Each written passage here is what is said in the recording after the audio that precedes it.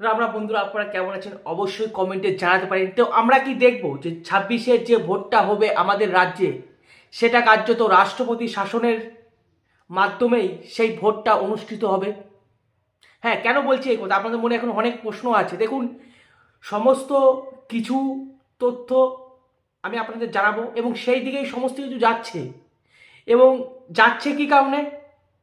আমাদের রাজ্যের তৃণমূল কংগ্রেসের সুপ্রিম কোর্টে এসআইআর নিয়ে মামলা করার পর যে জিতে গেল, বা সুপ্রিম কোর্টে মামলা করার পর জিতে যাওয়ার যে জিতার যে নেশা, সেই জিতার নেশার কারণেই কিন্তু আজকে এই জিনিসটা হচ্ছে। বা বলতে পারেন যে রাজ্য সরকার সুপ্রিম কোর্টে জিতলো, কিন্তু জিতেও মনে হচ্ছে সমস্ত কিছু বুমেরাং হয়ে যাচ্ছে, বা টিএমসির পক্ষ থেকে সমস্ত কিছু প্ল্যান বুমেরাং হয়ে যাচ্ছে। আপনারা সকলেই জানেন রাজ্য সরকারের বেশ কিছু দাবি দাবা ছিল, বা তৃণমূলের বেশ কিছু দাবি দাবা ছিল, যেগুলি নিয়ে সুপ্রিম কোর্টে মামলা করা হয়েছিল এসআইআরকে নিয়ে বা নির্বাচন কমিশনের বিরুদ্ধে। এবং সেখানে কার্যত সুপ্রিম কোর্ট নির্বাচন কমিশনকে পুরোপুরি কার্যত বলতে পারেন নির্বাচন কমিশনের মুখে দুগালে দুটো চড় মেরেছিল সুপ্রিম কোর্ট। এবং অবশ্যই তারা ভুল সিদ্ধান্ত নিয়েছিল, কারণ তাদের কোনো প্ল্যানিং ছিল না। তারা যে এতগুলো মানে এসআইআর করছে, এসআইআর করতে গেলে যে প্ল্যানিং, সেই প্ল্যানিং তাদের ছিল না, যে কী রকমভাবে তারা প্ল্যানিং করবে, কি কোন পদ্ধতিতে হবে। কিন্তু সেখানে দিতে সাধারণ মানুষের হয়রানি হচ্ছে, সত্যি করেই তো হয়রানি তো হচ্ছে। কিন্তু তারপর আরও বেশ কিছু ডিসিশন, যেমন অ্যাডমিট কার্ড। ভাই, অ্যাডমিট কার্ড, মাধ্যমিকের অ্যাডমিট কার্ড মানে কি? আমি জানি ওটাই সব। কারণ অ্যাডমিট কার্ড ভাই সব জায়গায় কাজে লাগতে পারে। তাই অ্যাডমিট কার্ড কী করে ডুপ্লিকেট হবে? আর ডুপ্লিকেট 2 সালের ডুপ্লিকেট মানে কী করে বানাবে? এটা একটা প্রশ্ন। এবং আরও যে কিছু, যে সমস্ত লোকেদের নাম বাদ যাচ্ছে, সেই সমস্ত লোকেদের লিস্ট বার করতে হবে। এটা কিন্তু করার কথা, এটা করার কথা। কারণ যার নাম বাদ যাচ্ছে সে তো জানবে যে তার নামটা বাদ যাচ্ছে, তার নামটা বাদ চলে যাচ্ছে, সেটা তো জানতে হবে। তো সেই হিসেবে লিস্টটা বার করা উচিত ছিল। এবং আর একটা যে অভিযোগ, যারা যে সমস্ত শুনানি কেন্দ্রে যাচ্ছেন এবং যে সমস্ত নথি তারা জমা দিচ্ছে বা সাধারণ মানুষ জমা দিচ্ছে, সের একটা প্রমাণপত্র বা রসিদ, সেটা দেওয়ার কিন্তু কথা, সেটা দেওয়ার কথা যে আমি যে জমা দিলাম সেই আমার তো জানা একটা কাগজ দেবে যে আমি এই সমস্ত জিনিস বা ডকুমেন্ট জমা দিয়েছি, আর সেই সাপেক্ষে আমাকে একটা রসিদ দেবে। যেটা নির্বাচন কমিশন কিন্তু করছিল না, যেটা ভুল ভুল একদম পুরো গাফলতি। সবই মেনে নিচ্ছি, সব গাফলতি। কিন্তু এরপরে দেখুন, আমি একটা ভিডিও তৈরি করেছিলাম অভিষেক বন্দ্যোপাধ্যায়কে নিয়ে। সেখানে বলেছিলাম যে কীরকম দিল নির্বাচন ইডি, সিবিআই বা ইডি, এরমভাবে থাম্বনেল লাগিয়েছিলাম। সেখানে কিছু লোক আমাকে কমেন্ট করেছে যে আগে খবরটা ভালো করে দেখো, সুপ্রিম কোর্টের দিকে নজর রাখো, সুপ্রিম কোর্ট কীভাবে নির্বাচন কমিশনকে কার্যত চুনকালি মাখালেন। যারা অন্যায়, যেটা অন্যায় সেটা তো হবেই ভাই, যেটা অন্যায় সেটা হবেই। কিন্তু এখন আমি দেখতে পাচ্ছি সমস্ত খবর ঘেটে যে টিএমসি তো সুপ্রিম কোর্টে জিতেছে, কিন্তু জিতার পরেও তারা কার্যত বুমেরাং হয়ে গেছে। কিভাবে বুমেরাং হয়ে গেছে? কারণ সুপ্রিম কোর্ট নির্দেশ দিয়েছেন যে নির্বাচন কমিশনকে যাদের নাম বাদ যাচ্ছে তাদের নামগুলো লিস্টেড করতে হবে, মানে পাবলিক করতে হবে। এবং বলা যেতে পারে যে প্রতিটি অঞ্চলে তাদের নাম, অঞ্চল ভেদে তাদের নাম লিস্ট করে ঝুলাতে হবে বা টানাতে হবে। এখন আমি একটা খবরের কাগজে দেখছি যে সুপ্রিম কোর্টের নির্দেশ মেনেই নির্বাচন কমিশন সমস্ত কাজ করবে, যা যা নির্দেশ দিয়েছে সমস্ত কাজ করবে। কিন্তু তাদের মনে একটা সংশয় আছে। কি সংশয়? 7ই ফেব্রুয়ারি শুনানির লাস্ট ডেট, 7ই ফেব্রুয়ারি শুনানির লাস্ট ডেট। এবং ওই মাসেরই ফেব্রুয়ারির 14 তারিখ খসড়া ভোটার তালিকা বা যেটা মেন ভোটার তালিকা সেটা বের করার কথা। কিন্তু এখন তারা সংশয় রয়েছে, যেহেতু সুপ্রিম কোর্টের নির্দেশ দিয়েছে যে সমস্ত লিস্ট ঝুলাতে হবে, তাহলে লিস্ট ঝুলালে তো 2-3 দিনে সম্ভব নয়। কারণ এত লোকের নাম বাদ যাচ্ছে, সেই নামগুলো তো তুলতে হবে এবং তুলে পাবলিকের সামনে নিয়ে আসতে হবে, এবং সেটা তো আর 2-3 দিনে সম্ভব নয়। তো এখন যেটুকু জানতে পাচ্ছি যে নির্বাচন কমিশনের পক্ষ থেকে সুপ্রিম কোর্টে আর্জি করা হবে যে শুনানির যে ডেট 7 তারিখ, সেটা যাতে আরও বাড়াতে পারি, সেটা আরও যাতে বাড়াতে পারি।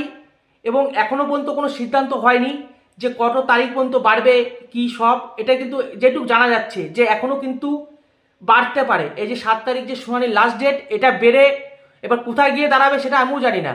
কিন্তু আমি যেটুকু খবর পাচ্ছি, এরপরে যদি নির্বাচন কমিশন যদি চেষ্টা করে যে এই শুনানির জিনিসটাকে আমরা নিয়ে যাব পুরোপুরি মে মাস পর্যন্ত বা মের প্রথম সপ্তাহ পর্যন্ত, কারণ বিশাল একটা সময় তো তারা পেয়ে যাচ্ছে, যেহেতু তাদের লিস্ট ঝোলাতে হবে এবং লিস্ট ঝোলাতে গেলে টাইম লাগবেই, কিছু না হলেও 1 মাস টাইম তো লাগবে।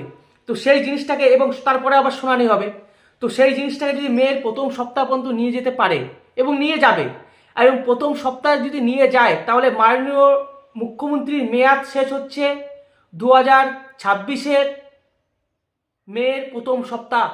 মেয়ের প্রথম সপ্তাহে মাননীয় মুখ্যমন্ত্রীর ক্ষমতা কিন্তু শেষ হচ্ছে। তো সেক্ষেত্রে ভোটটা তো রাষ্ট্রপতি শাসনের মাধ্যমেই হবে, এবং রাষ্ট্রপতি শাসনের মাধ্যমে যদি ভোটটা হয়, আমি কিন্তু এখানে অবাক হব না, কারণ সমস্ত জিনিস সেই দিকে যাচ্ছে। এবং এর জন্যই বলছি যে তৃণমূল পার্টির পক্ষ থেকে সুপ্রিম কোর্টে মামলা করে জিতেছেন তৃণমূল, এবং তারা কিন্তু সেই কাঁসা ঢোল সব পাঠাচ্ছিল যে তারা জিতে গেছে। কি জিতেছে? তারা সুপ্রিম কোর্ট কি বলেছে যে আমাদের রাজ্যে এসআইআর বন্ধ করে দেওয়া হলো? বলেনি তো। এবং নির্বাচন কমিশনও বলছে আমরা সুপ্রিম কোর্টের নির্দেশ মেনেই কাজ করব। কিন্তু আমরা এই যে শুনানির যে লাস্ট ডেট 7 তারিখ, সেটাকে আমরা বাড়াবো, এবং শুনানির ডেট বাড়লেই যে খসড়া ভোটার তালিকা, যেটা মেন ভোটার তালিকা, সেটাও লেট হবে, সেটাও বের করতে সময় লাগবে।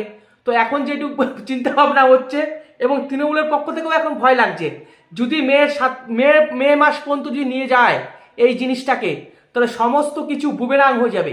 যে সমস্ত প্ল্যান রাজ্য সরকার বা টিএমসির তরফ থেকে করা হয়েছে, সমস্ত প্ল্যানে জল ঢেলে যাবে, কারণ তখন ভোটটা হবে রাষ্ট্রপতি শাসনের মাধ্যমে, আর সেই দিকেই কিন্তু যাচ্ছে। এবং তখন কিন্তু বলতে পারবে না যে কেন্দ্রীয় সরকার জোর করে রাষ্ট্রপতি শাসন জারি করে দিয়ে দেখুন ভোটটা করাচ্ছে, তখন বলার সুযোগ থাকবে না, কারণ শুনানি করতে সত্যি করে শুনানি করতেও সময় লাগবে, এবং যে সেই লিস্ট বার করতেও কিন্তু সময় লাগবে, কারণ লিস্টগুলো বার করে টানাতে তো হবে, তার একটা সময় দীর্ঘমেয়াদী প্রসেস।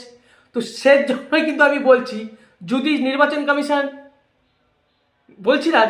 কমিশন যদি মে 7 তারিখ পর্যন্ত নিয়ে যায়, এবং মাননীয় মুখ্যমন্ত্রীর ক্ষমতা মেয়াদ যদি শেষ হয়ে যায়, তারপরে তো রাষ্ট্রপতি শাসনের মাধ্যমেই ভোট করতে বাধ্য রাষ্ট্রপতি শাসনের মাধ্যমে। তো এখন আপনারা অবশ্যই কমেন্টে জানান, যারা ওই খোর করতাল নিয়ে লাফাচ্ছিলেন, দেখুন সুপ্রিম কোর্টে আমরা জিতে গেছি। কি জিতেছেন? আপনারাই তো ঘোর পেঁচে জড়িয়ে গেলেন, কারণ নির্বাচন কমিশন তো এটাই চাচ্ছিলেন যে তৃণমূল কংগ্রেস সুপ্রিম কোর্টে একবার আসুক, এসআইআরটাকে নিয়ে আসুক, তারপরে পশ্চিমবঙ্গে কীভাবে নির্বাচন করতে হয় আমরা দেখাবো যে পশ্চিমবঙ্গে কীভাবে নির্বাচন করতে হয়। আর যখনই সুপ্রিম কোর্টে গেলেন এবং সুপ্রিম কোর্ট রায়দান করলেন, এখন দেখুন বুঝুন ঠেলা কেমন লাগে। এখন যেটুকু খবর পাওয়া যাচ্ছে যে মে মাসে 7 তারিখ পর্যন্ত নিয়ে যাওয়ার চেষ্টা করা হবে। আর বলছি না যে হবে, কিন্তু আমি মনে করছি যদি নিয়ে যায় তাহলে কি হবে, তখন কি হবে? সমস্ত তৃণমূলের সমস্ত চেষ্টা কিন্তু বুমেরাং হয়ে যাচ্ছে। এবং আমি তো মনে করছি যে আমাদের 2026-এ যে ভোটটা হবে, আমি স্বচক্ষে দেখতে পাচ্ছি সেই ভোটটা কার্যত রাষ্ট্রপতি শাসনের মাধ্যমেই হবে। আপনাদের কি মনে হচ্ছে? আপনারা অবশ্যই কমেন্টে জানান। এবং যারা আমাকে গালি দিয়েছিলেন যে তুমি খবরটা ভালো করে দেখো, কাদের মুখে চুনকালি লাগলো, এখন আমার প্রশ্ন তাদেরকে, যে এখন কাদের মুখে চুনকালি লাগলো? মানে সুপ্রিম কোর্টে জেতার পরেও তো সমস্ত কিছু বুমেরাং, সুপ্রিম কোর্টে যে জিতলো তারপরেও তো বুমেরাং হচ্ছে সমস্ত কিছু। একেই বলে অতি চালাকের গলায় দড়ি। এটা থেকেই প্রমাণিত হয় যে অতি চালাকের গলায় দড়ি, বেশি চালাকি করতে গেলে এরকমই ফাঁসবে। এটাই সব থেকে বড় কথা।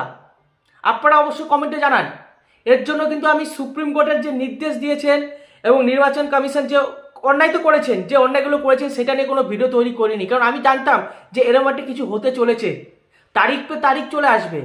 এখন দেখুন কেমন হলো, এবং আপনারা দেখতে পাচ্ছেন সেই খবরের কাগজটিও আমি রেখেছি আমার পাশে। তো আপনাদের মূল্যবান বক্তব্য এখন কমেন্টে জানান যে এ কী কাণ্ড। পুরোপুরি তো সুপ্রিম কোর্টে জেতার পরেও সমস্ত কিছু প্ল্যান বুমেরাং হয়ে যাচ্ছে তৃণমূলের পক্ষ থেকে।